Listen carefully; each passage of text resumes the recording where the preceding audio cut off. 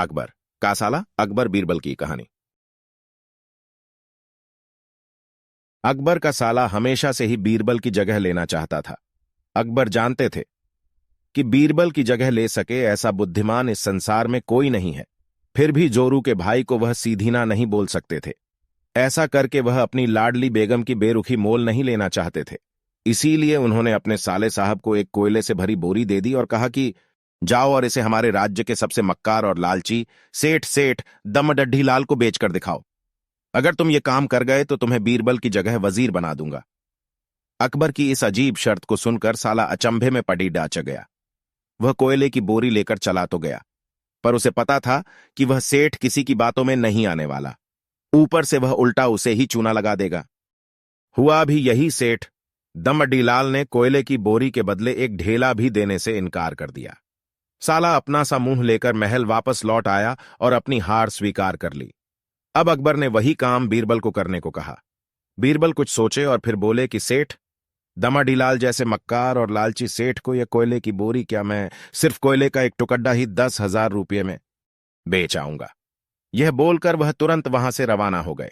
सबसे पहले उसने एक दर्जी के पास जाकर एक मखमली कुर्ता सिलवाया, हीरे मोती वाली मालाएं गले में डाली, महंगी जूती पहनी और कोयले को बारीक सुरमे जैसा पिसवा लिया। फिर उसने पिसे कोयले को एक सुरमे की छोटी चमकदार डिब्बी में भर लिया। इसके बाद बीरबल ने अपना भेष बदल लिया और एक मेहमान घर में रुककर इश्तिहार दे दिया कि बगदाद से बड़े शेख आए हैं जो करिश्माई सुरमा बेचते हैं, जिसे आंखों में लगाने से मरे हुए पूर्वज दिख जाते हैं, और यदि उन्होंने कहीं कोई धन गाढ़ा है तो उसका पता बताते हैं। यह बात शहर में आग की तरह फैली। सेठ दमडीलाल को भी यह बात पता चली। उसने सोचा जरूर उसके पूर्वजों ने कहीं न कहीं धन गाढ़ा होगा। उसने तुरंत शेख बने बीरबल से संपर्क किया और सुरमे की डिब्बी खरीदने की पेशकश की। शेख ने डिब्बी के 20,000 रुपये मांगे और मोल भाव करते करते 10,000 में बात तय हुई। पर सेठ भी होशियार था। उसने कहा, मैं अभी तुरंत ये सुरमा लगाऊंगा और अगर मुझे मेरे पूर्वज नहीं दिखे तो मैं पैसे वापस ले लूंगा।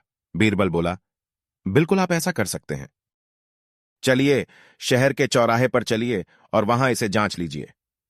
सुरमे का चमत्कार देखने के लिए भीड़ इकट्ठा हो गई। तब बीरबल ने ऊंची आवाज में कहा, ये सेठ अभी ये चमत्कारी सुरमा लगाएंगे और अगर ये उन्हीं की औलाद हैं जिन्हें ये अपना मां बाप समझते हैं तो इन्हें इनके पूर्वज दिखाई देंगे और गढ़े धन के बारे में बताएंगे। लेकिन अगर आपके मां बाप में से किसी ने भी बेईमानी की होगी और आप उनकी असल औलाद नहीं होंगे तो आपको कुछ भी नहीं दिखेगा। और ऐसा कहते ही बीरबल ने सेठ की आंखों में सुरमा लगा दिया।